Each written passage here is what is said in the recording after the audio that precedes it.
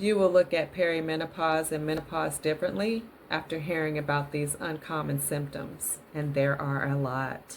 Okay, here we go. Tingling hands and feet, burning sensations in the mouth, changes in taste, sensations of electric shock, concentration challenges, sudden urge to urinate, allergies, irregular heartbeat, panic disorder, leaky gut syndrome, cyst, adrenal insufficiency, thyroid disorders, chronic fatigue syndrome, dementia, dry eyes, vision changes, tinnitus, gum problems, bleeding gums, increased thirst, cold hands and feet, hot hands and feet, slow wound healing, chest tightness, frequent cold infections, metallic taste in your mouth, burning mouth and tongue, chronic sinus issues, jaw pain, increased clumsiness, restless leg syndrome, pelvic pain, feelings of grief, shortness of breath, light sensitivity, dry scalp, uneven skin tone, infections, increased anxiety, back pain, sinus pressure, changes in taste, and there are more. So I go over these because it's key to people know that there's so many different symptoms, and the reason we have so many symptoms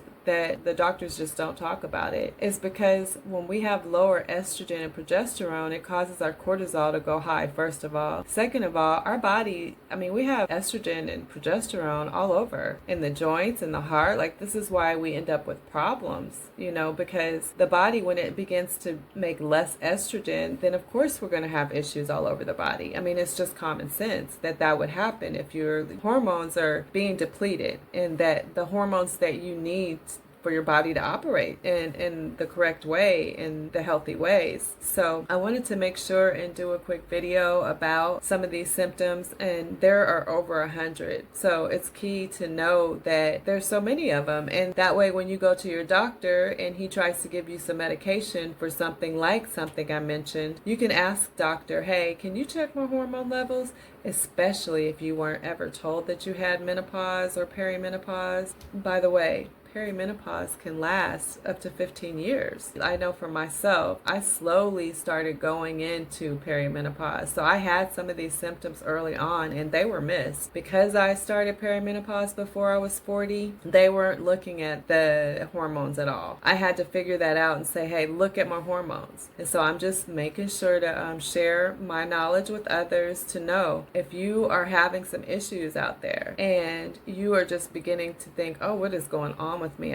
First I had this, then I had that, my doctor's giving me this. Because when you start taking all the different medications for the different symptoms that are probably hormonal, then now you have the side effects of those different medications. So now you're not clear on, what's going on. Because you might be ended up with a medication that gives you a side effect that gives you something else going on, and then they give you a medication for that, and so then you go down this way that you don't really need to go, when you simply just need to find out if you're hormonal. Then you can know which way you want to go. I suggest going holistically. However, everybody does their own thing, and you might decide to do some synthetic chemicals like HRT or BHRT, and by the way, both of them are synthetic. BHRT uses yams and soy to create the different hormonal meds that they're giving you. That's not like the yams that you would make at home. And the soy is mostly GMO. So I don't suggest soy for anyone. However, that's what they're pushing out there, that's bioidentical, so that